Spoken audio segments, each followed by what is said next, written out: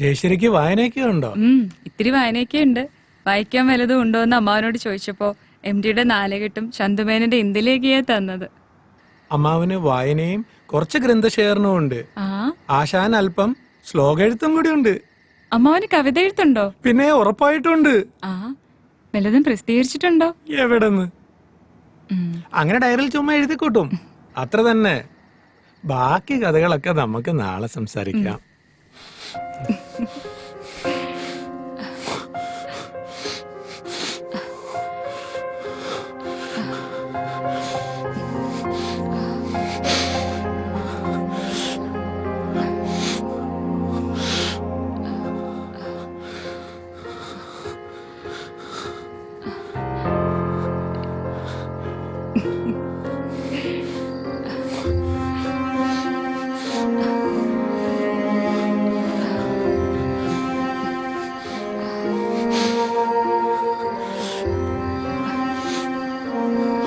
എന്താ?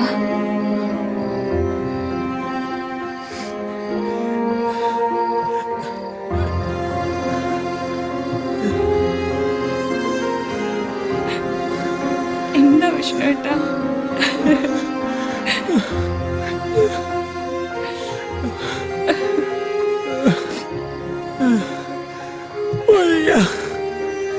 ശരീരം തളരുന്ന പോലെ.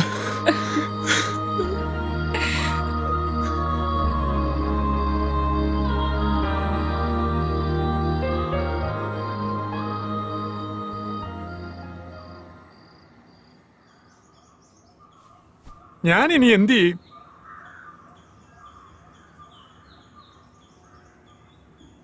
അവളുടെ മുഖത്ത് നോക്കാൻ എനിക്ക് ഭയം തോന്നുന്നു. എന്തോ നഷ്ടപ്പെട്ടതുപോലെ, എല്ലാം കൈവിട്ടതുപോലെ. എടാ, നീ ഇങ്ങനെ നിരാശനായാലോ?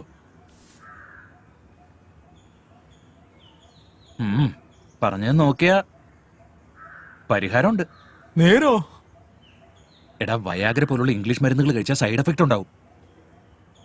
അതുകൊണ്ട് നമുക്ക് ആയുർവേദം കഴിച്ചാലോ? അതാവുമ്പോ സൈഡ് എഫക്റ്റ് ഇല്ലല്ലോ. അതിന് പറ്റിയൊരു വൈദ്യനുണ്ട്, ഒന്ന് ട്രൈ ചെയ്തല്ലോ. അയാൾ എവിടെയുണ്ട്? അത് കോട്ടയത്തിനടുത്ത് ചൂട്ടുവേലി എന്നൊരു ഗ്രാമത്തിൽ. ചൂട്ടുവേലിയോ? എടാ, അവിടെയാണ് പഴയ സിനിമാ നടൻ ജോസ് പ്രകാശ് ജനിച്ചു വളർന്നത്. ആ വൈദ്യന്റെ പേര് PS ശാന്താമണി. ഈ കാര്യത്തിലൊക്കെ പുള്ളി ബെസ്റ്റാ. എങ്കിൽ നമുക്ക് ഇപ്പൊ തന്നെ അങ്ങോട്ട് പോവാം. എന്നാ പോ.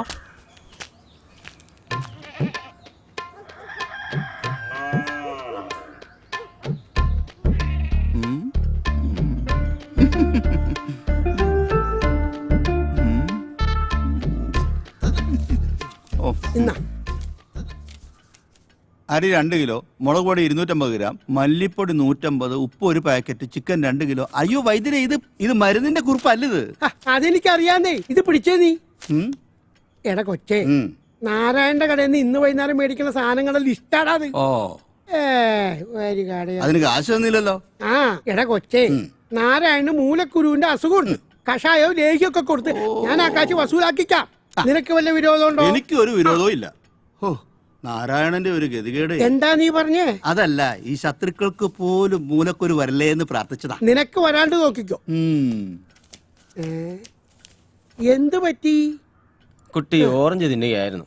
അല്ലി മണത്തപ്പോ ഒരു കുരു മൂക്കിപ്പോയി. ഓ, ഒന്നാണോ അതിൽ കൂടുതലുണ്ടോ? അതറിയത്തില്ല മോനെ. മേൽപോട്ട് വലിക്കൂ. മേപ്പോട്ട് മേപ്പോട്ട്. അങ്ങനെ തന്നെ കീഴ്പോട്ട് വലിക്കൂ. കീഴ്പോട്ട് വലിക്കൂ. അങ്ങനെ പല പ്രാവശ്യം ചെയ്യും. മേപ്പോട്ട് കീഴ്പോട്ട്. മേപ്പോട്ട് കീഴ്പോട്ട്. മേപ്പോട്ട് കീഴ്പോട്ട്. അയ്യോ, ഒരു മേപ്പോട്ട് കയറിപ്പോയി നെറുകയിലേക്ക്. ഇനി ഒന്നും പേടിക്കാനില്ല. നേരെ മെഡിക്കൽ കോളേജിലേക്ക് കൊണ്ടുപോകും. സമയങ്ങളെ സമയങ്ങളെ.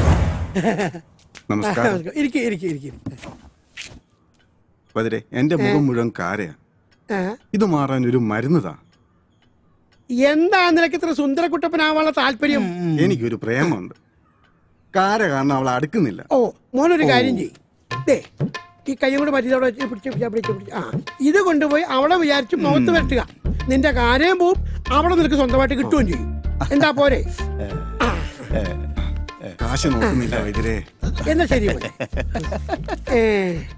കാര പോയില്ലേലും അവള് പോകുന്നുള്ള ഉറപ്പാ. ആര് പോയാലും നിനക്കെന്താടാ? അതെ, ഞാൻ വിളിച്ചു പറഞ്ഞ ആള് വന്നിട്ടുണ്ട്. ആ വിളിക്ക് വേഗം വാ. വിളിക്ക്. ഇരിക്കും. ഇത് നമുക്ക് ശരിയാക്കി എടുക്കാം. 12 മാസം കഴിക്കാനുള്ള മരുന്ന് ഞാൻ തരാം. ആഹാരത്തിന് ശേഷം 3 നേരം. ഓ. ഇനിയുള്ള കാര്യമാണ് നിങ്ങൾ ശ്രദ്ധിക്കേണ്ടത്. നിങ്ങളെ ഭാര്യ കൂടെ സഹകരിച്ചാലേ ഇതിന് പരിഹാരം ഉണ്ടാക്കാൻ പറ്റൂ. അതെ അതെ ഇനിയുള്ള 12 മാസം നിങ്ങളുടെ ഭാര്യയായിട്ട് ബന്ധപ്പെടാൻ പാടില്ല. എന്ന് വെച്ചാൽ പരസ്ത്രീകളുമായിട്ട് ബന്ധപ്പെടാമെന്നല്ല, ആരുമായിട്ട് ബന്ധപ്പെടാൻ പാടില്ല. പിന്നെ ലഹരി ഉപയോഗം വേണ്ടാന്ന് വെക്കണം. ഇതിനെല്ലാം റെഡി ആണെങ്കിൽ നാളെ മുതൽ ഞാൻ മരുന്ന് തരാം. അത് തന്നെ. ആ ശരി. ആ ശരി ഓക്കെ ശരി, വൈദ്യരെ. ശരി, വൈദ്യരെ. ശരി എന്തേടാ എന്തേ ഞണ്ണണ്ടേ അപ്പ എടാ ഞണ്ണുണ്ട്. എടാ കൊച്ചേ, ഓ നീ അകത്ത് പോയിട്ട് ആ വിപ്ലവാശി എടുത്തുകൊണ്ട് വാ. ആ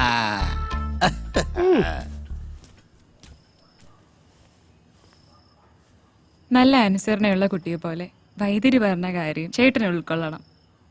ചേട്ടന് സങ്കടമാണെന്ന് എനിക്കറിയാം. നമ്മൾ തുല്യ ദുഃഖിതരല്ലേ? എങ്കിൽ നാളെ തന്നെ ഞാൻ ബോംബെക്ക് പോകുന്നു. 3 മാസത്തിലൊരിക്കൽ വരാം. കരയാതെ ജയശ്രീ.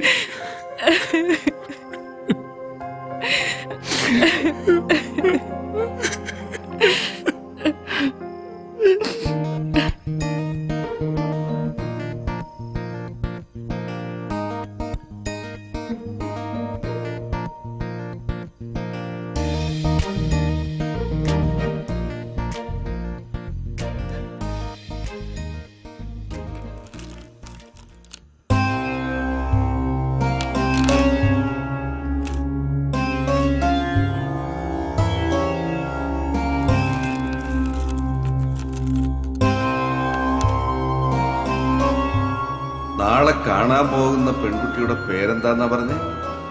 ജയശ്രീ തമ്പുരാട്ടി, നിലമ്പൂർ തിരുവല്ലം കോവിലകം.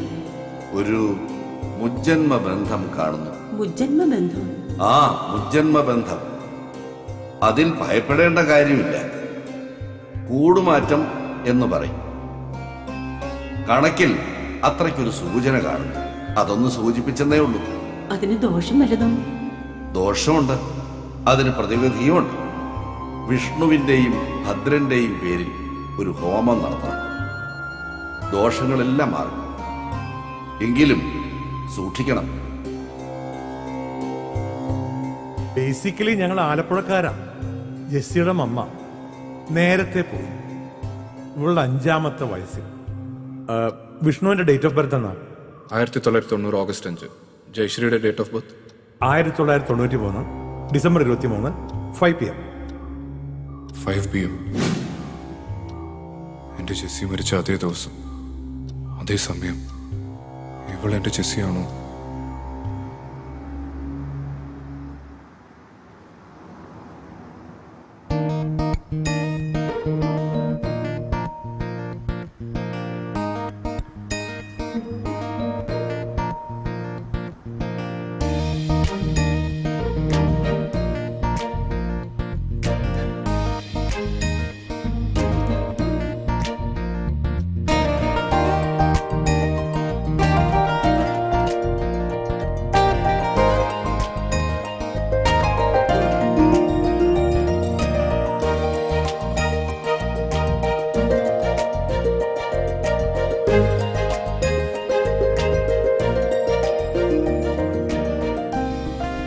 Mister Bhadran, thank you പെണ്ണിനൊന്ന് കണ്ടോളൂ.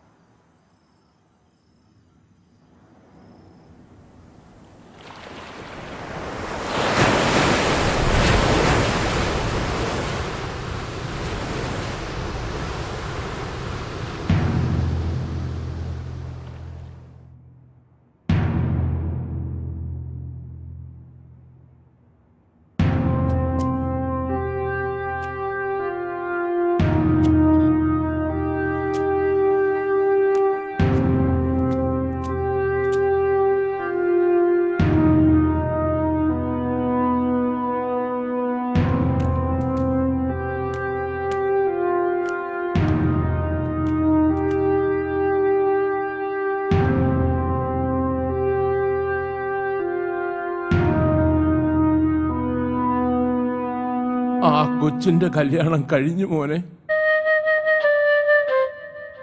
അമ്പലപ്പഴക്കാരനാ ചെറുക്കൻ.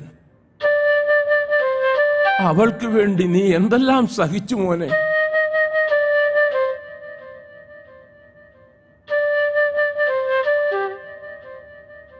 ഇത് പറയാനാണോ അങ്ങോട്ട് വന്നത്?